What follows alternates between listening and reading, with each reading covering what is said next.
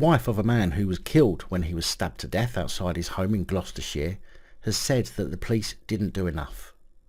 The day before Matthew Borman was killed and his neighbours stabbed, their attacker, Can Arslan, told police over the phone that he was going to murder his neighbour, but they failed to do anything to prevent it from happening.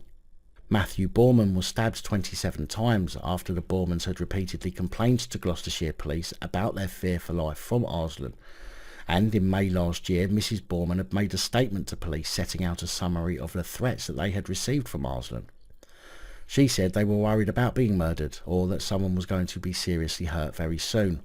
The day before Arslan struck, police had called him to discuss a matter in relation to an ongoing dispute with neighbours. Arslan lay in wait for Mr Borman to return home from work before confronting him and carrying out his deadly attack, which is said to have been the culmination of 12 years of threats to neighbours from Arslan. 51-year-old Arslan was detained at the scene after he left Matthew Borman's lifeless body on his front garden and after he forced entry into his neighbour's home and stabbed both him and his wife. In footage shown to the jury during his trial this week, he was seen laughing to himself about what he had done. During his arrest, Arslan said to his arresting officer, "He is dead, isn't he? I warned you, the police. 1 year. Look, it happened." And later he adds, "I warned them I was going to murder him," before chuckling to himself again. "He was against my son and wife. Ha ha ha," he said. He then claimed to be special forces, but then pleads the police to put handcuffs around the front as he has arthritis. He's then heard threatening the police, calling them motherfuckers, adding there is a bounty on your head, and then repeatedly telling them you are next. Arslan was found guilty of the murder of Matthew Borman, even though he claimed it was through diminished responsibility. He had claimed that he had heard voices, including that of his childhood teddy bear, telling him to kill, but expert psychiatrists told jurors that he was not psychotic and diagnosed him with an unstable personality disorder.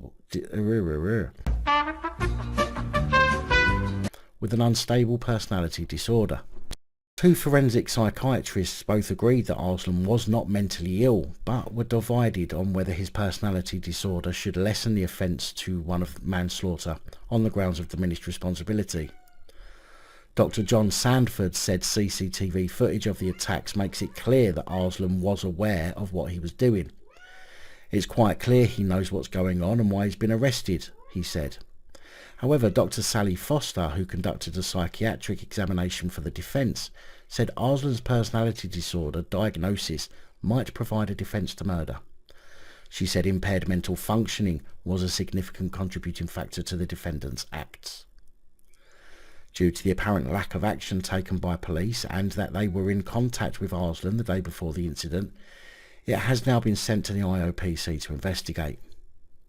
In fact, the threat made by Arslan the previous day didn't get added to police logs or files until about 20 to 4 in the afternoon the following day, just less than 2 hours before he carried out his attack. In a statement, Mr. Borman's family said, "We must ask ourselves why this was able to happen. Mistakes were made. They must never be repeated. As we move forward and learn how to cope without him, we fight in his name to expose not only the malice and cruelty of the man that did this, but also the failings in the system that let this happen. The police and other authorities had been told how dangerous this man was, the threats he made and the risks he presented. The response was toothless and ineffective, even when the defendant himself told the police he was going to murder Matthew." Assistant Chief Constable of Gloucestershire Police, Craig Holden, said, word salad warning, "We understand what was heard in court raises questions over what was done by police and other agencies before the terrible events. Following the incident, the constabulary referred the case to the Independent Office for Police Conduct and is currently investigating police actions.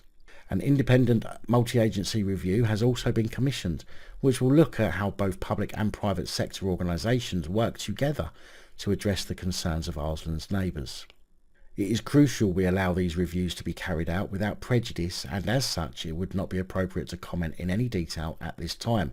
However, we can reassure people that we will act on their findings." At the time of the murder, Arslan was already under an injunction banning him from threatening or abusing his neighbours, and he had been served an eviction notice.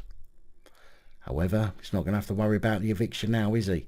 seeing he's going to have a nice long-term tenancy agreement with Her Majesty at one of her 2-star establishments. Following the guilty verdict, Arslan was remanded to Broadmoor Secure Hospital and will be sentenced in June. Big thank you to channel supporters, especially these guys. Your support is truly appreciated. Don't forget to like, share, comment and subscribe. Let me know your thoughts, as I know many of you will. And until next time, stay safe, look after each other, film the police and other officials.